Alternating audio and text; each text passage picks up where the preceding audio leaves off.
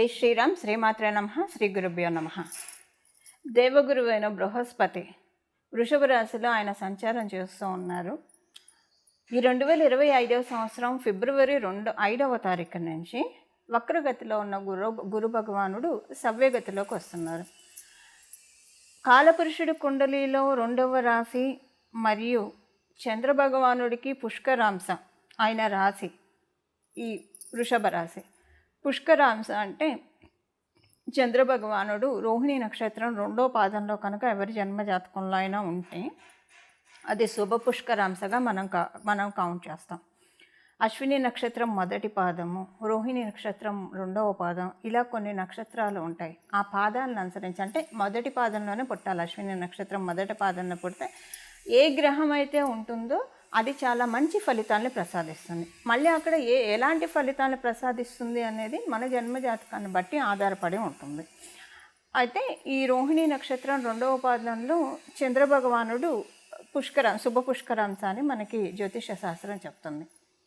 ఈ వృషభ రాశిలో గురు భగవానుడు వక్రగతి నుంచి బయటకు వస్తున్నాడు. వక్రగతిలో నుంచి ఆయన బయటకు వచ్చినప్పుడు ద్వాదశ రాశుల వాళ్ళకి ఎలాంటి ఫలితాలను ఆయన ప్రసాదిస్తున్నాడు. అందున కాలపురుషుడు కుండలిలో 2వ రాశి అయిన వృషభ రాశి శుక్రాచార్యుల వారి రాశి.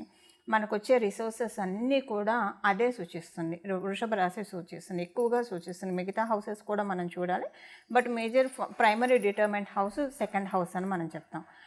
అయితే గురు భగవానుడు జీవకారకుడు కాబట్టి ఇప్పుడు ఇన్నాళ్ళు ఆయన వక్రగతిలో ఉన్నాడు. ఇప్పుడు సవ్యగతిలో వస్తూ ఏ విషయాలకి ఆయన జీవాన్ని పోస్తూ ఉన్నాడు, ఏ విషయాలకి ఆయన జీవాన్ని పోస్తూ ముందుకి నడిపిస్తూ ఉన్నాడు అన్న విషయాన్ని మనం ఇప్పుడు ద్వాదశ రాశుల వారికి కూడా విడివిడిగా మనం చూద్దాము. గోచారంలో చాలా అనేక శుభాంశాలు ముందు చోటు చేసుకోబోతూ ఉన్నాయి. అవన్నీ కూడా నేను రాబోయే వీడియోలో తెలియజేస్తాను. రాబోయే రోజుల్లో తొందరలోనే పోస్ట్ చేస్తాను అవన్నీ. ఇప్పుడు ఈ సమయంలో కాలపురుషుడు కుండలిలో ప్రత్యేకమైన యోగం ఏంటంటే శనైశ్వరుడు కుంభరాశిలో సంచారం చేస్తున్న సమయంలో గురు భగవానుడు వృషభ రాశిలో సంచారం చేయడము. అంటే దీనికి విశేషం ఏంటి అంటే శనైశ్వరుడు శశమహాపురుష యోగాన్ని ఇస్తూ ఉన్నాడు కుంభరాశిలో ఉంటూ. అంటే కాలపురుషుడు కుండలిలో నుంచి కదా స్వస్థానంలో ఉంటే కొన్ని రాశుల వాళ్ళకి శశమహాపురుష యోగం అప్లికేబిలిటీ ఉంటుంది. అయితే ఇదే సమయంలో ఎప్పుడైనా ఏదైనా మనకు ఏ గ్రహమైనా యోగాన్ని ఇవ్వాలంటే ఎప్పుడైనా ఇమీడియట్గా అడ్డుపడే గ్రహము శనీశ్వరుడు, కర్మకారకుడైన శనీశ్వరుడు. వీళ్ళకి పూర్తిగా మంచి కర్మ లేదు, ఎందుకు ఇస్తున్నావు అని ఆయన క్వశ్చన్ చేస్తారు. అప్పుడు ఏం చేస్తారంటే మనకు ఒకవేళ బాగా ఉంటే కనుక ఆయన ఎక్కువ వరాలను ఇచ్చేస్తారు. ఒకవేళ పూర్వజన్మ కర్మ ఈ జన్మలో మనం తెలియక చేసుకున్న విషయాలు ఏమైనా మనల్ని బాధించే ఉంటే కనుక అవి క్యాన్సిలేషన్ చేసేస్తారు. అంటే మనం బాధపడము, ఆనందము పడము, యావరేజ్ అయిపోతుంది అక్కడ. అంటే నగేట్ అయిపోతుంది. కొన్ని దోషాన్ని నగేట్ చేసేస్తాడు శనీశ్వరుడు. ఎందుకంటే ఆయన న్యాయ నిర్ణేత, జస్టిస్ ఇవ్వడంలో ఆయన కరెక్ట్గా ఉంటాడు. ఇంకా దేవగురువైన బృహస్పతి గురించి మనందరికీ తెలిసిందే. ఆయన ఎప్పుడైనా సరే మనల్ని సేవ్ చేయాలని చూస్తాడు, మనల్ని ధర్మ మార్గంలో పెట్టాలని చూస్తాడు. సర్వదా మనల్ని ధర్మ మార్గంలో ఉంచి మంచి ఐడియాలజీ ఉంచి అందరితోటి మనకి మంచి సత్సంబంధాలు ఉంచి మనల్ని ఎప్పుడూ కూడా ఒక చక్కగా అంటే ఇలాగా ఎప్పుడు పరిరక్షించాలని చెప్పి ఆయన మనల్ని చూస్తూ ఉంటాడు.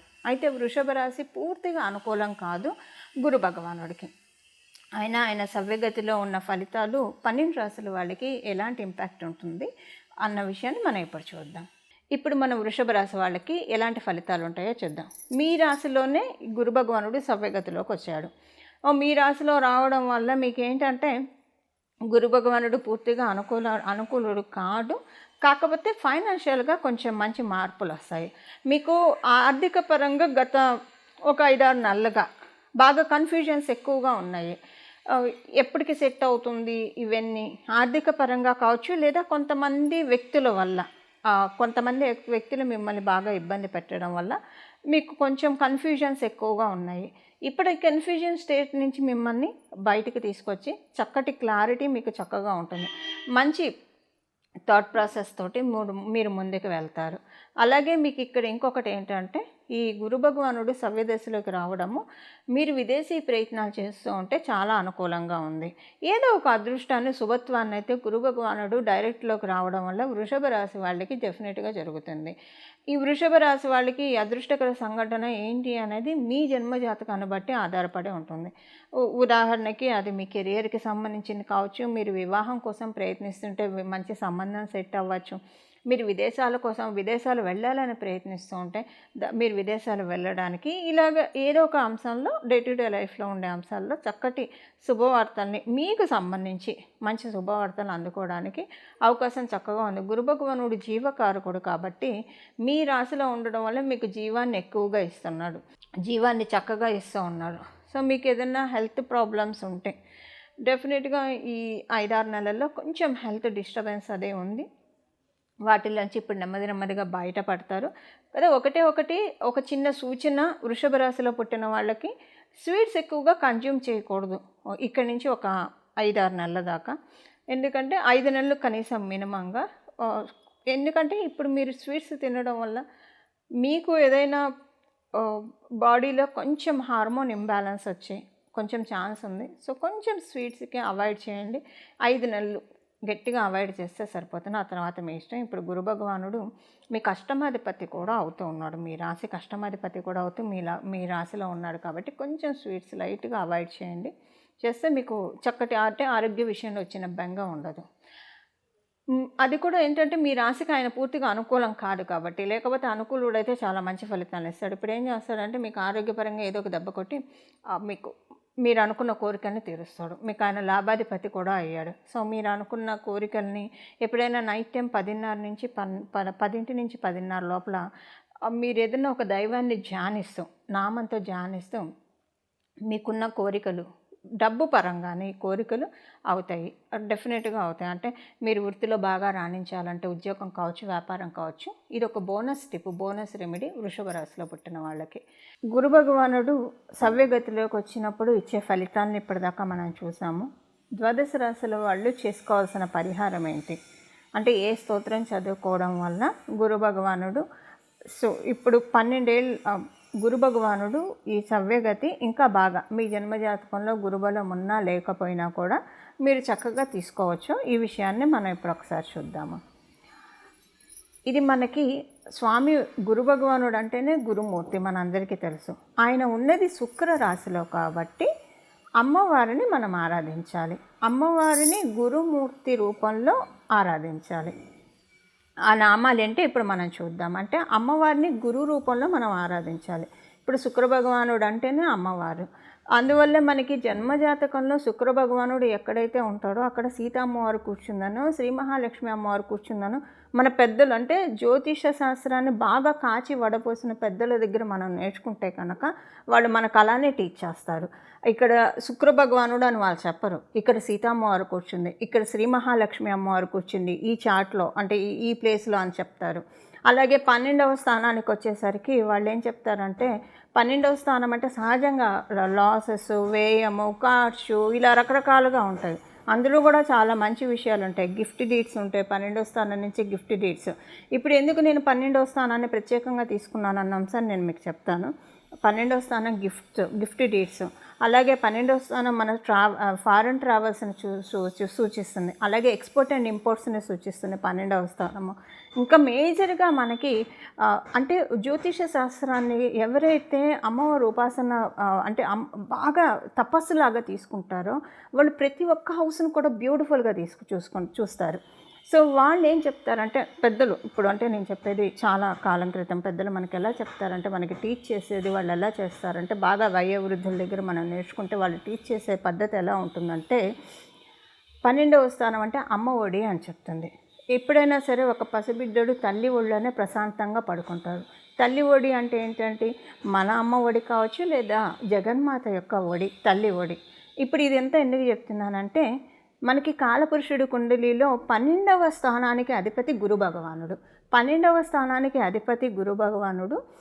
ఇన్ని విశేషాంశాలు కూడుకున్న గురు భగవానుడు మనం ఇప్పుడు ఈ నామాన్ని జపించడం వల్ల అమ్మవారికి సంబంధించిన ఇప్పుడు మనం తెలుసుకోబోయే ఈ నామాన్ని జపించడం వల్ల, అంటే గురు భగవానుడిని మనం అమ్మవారు గురు రూపంలో వస్తే ఎలా ఆరాధిస్తామో అలా ఆరాధించడం వల్ల. ఇందులో ఒకటి, మనం సరస్వతి అమ్మవారి పూజ చేసుకోవచ్చు ప్రతిరోజు. లేదా గాయత్రి అమ్మవారి, మగవాళ్ళైతే గాయత్రి మంత్రాన్ని జపించడం కావచ్చు, లేదా అష్టోత్తర శతనామావళి, గాయత్రి అమ్మవారి అష్టోత్తర శతనామావళి చదవడం, లేదంటే ఇప్పుడు మనం తెలుసుకోబోయే ఈ నామాన్ని జపించడం వల్ల.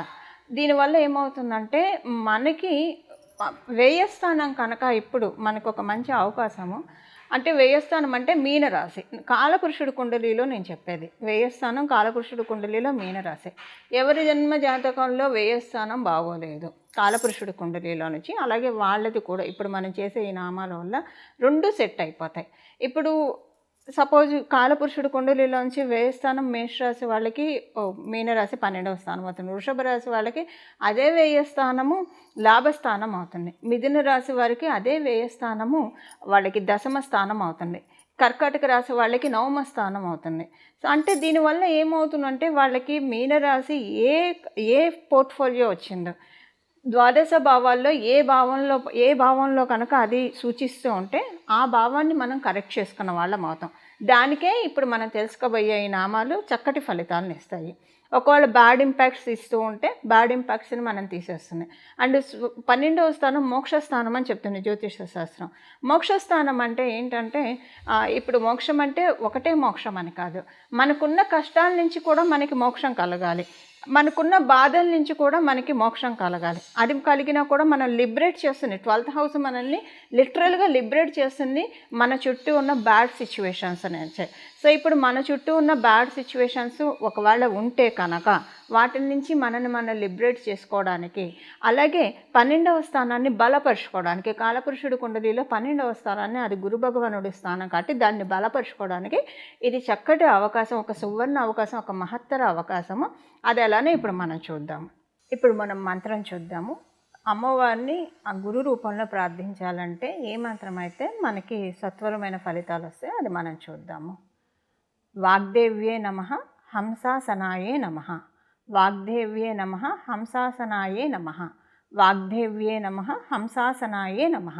ఈ నామం జపించడం వల్ల ప్రతిరోజు 108 సార్లు, 21 సార్లు లేదా 108 సార్లు ప్రతిరోజు ఈ నామాన్ని జపించడం వల్ల మనకి ఇప్పుడు ప్రస్తుతం గోచారంలో గురు భగవానుడు ఉన్న సవ్యగతి మన కుండలిలో, మన జన్మజాతకంలో ధనుసు రాశిని, మీనరాశిని కూడా చక్కగా క్యూర్ చేస్తుంది. ఇది ఒక ట్రీట్మెంట్ లాగా కూడా మనం భావించవచ్చు. అంటే ఏదన్నా ఇబ్బందులు ఉంటే, ఆ రాశులకు సంబంధించిన ఇబ్బందులు ఉంటే వాటన్నిటినీ కూడా తీసి ఆ దోషాలన్నీ కూడా చాలా నివృత్తి చేయబడతాయి.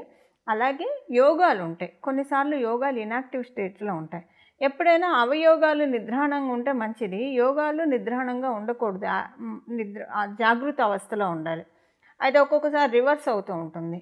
అవయోగాలేమో జాగృత అవస్థలో ఉంటాయి, యోగాలు నిద్రావస్థలో ఉంటాయి. అందుకే లైఫ్లో చాలా సమస్యలు ఒక్కోసారి చుట్టుముట్టేస్తూ ఉంటాయి.